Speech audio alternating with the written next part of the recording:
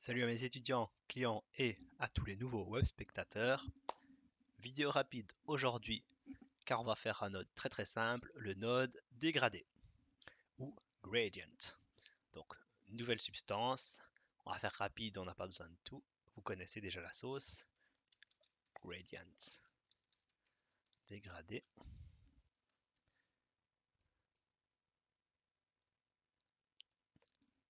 Relativement utilisé, grand classique.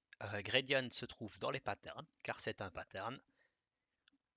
Tellement simple qu'on va faire les deux versions tout de suite. Alors, on a gradient linéaire 1 qui a un dégradé de noir à blanc, très efficace, et gradient linéaire 2 qui est un dégradé de noir blanc noir. Alors, si vous utilisez une version récente, vous pouvez mettre un curve juste après pour modifier comment le dégradé se comporte. Dans ma version, ça n'existe pas encore. Alors, qu'est-ce qu'on peut faire avec random seed? Comme d'habitude, ne sert à rien. Ça augmente le temps de calcul si jamais, mais voilà. Même paramètre des deux.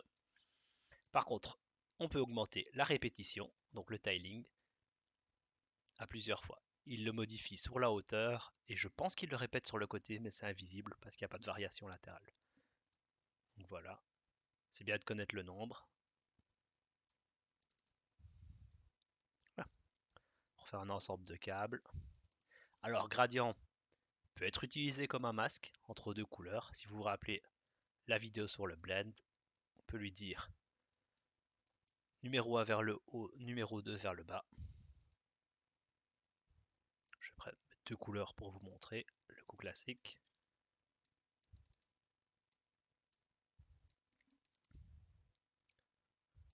Et on a notre dégradé entre deux couleurs. Si vous vous demandez comment a été fait les dégradés de skins sur Fall Guys. Voilà. Si jamais vous avez un dépliage UV cylindrique d'un ciel, on va faire un petit ciel matinal avec la brume. Au plus grand des calmes. Et voilà, dans notre base color.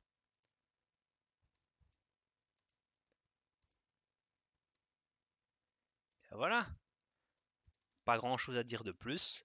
On peut évidemment le tourner avec d'autres nodes, l'ajuster avec d'autres nodes et l'utiliser en général. Qu'est-ce qu'il y a d'autre intéressant dans la famille Gradient? Il y a en théorie un troisième Gradient moins utilisé car il offre moins d'options, moins de simplicité, qui est Dirt Gradient. Gradient, je rappelle, est dégradé, qui offre juste quelques options de dégradé déjà mélangé avec de la poussière. Ce qui peut être pas mal si vous avez envie de gagner du temps sur salir quelque chose, un bas d'un mur, une protection quelconque. Vous pouvez dire Dirt Gradient. Voilà. Vous connaissez Gradient, vous connaissiez Dirt, vous connaissez maintenant Dirt Gradient. On va utiliser avec le node de demain Level. En attendant, c'est tout ce que Gradient a à nous offrir. Donc, puisque c'est des valeurs, il fonctionne aussi dans d'autres cas, comme par exemple pour contrôler la metalness.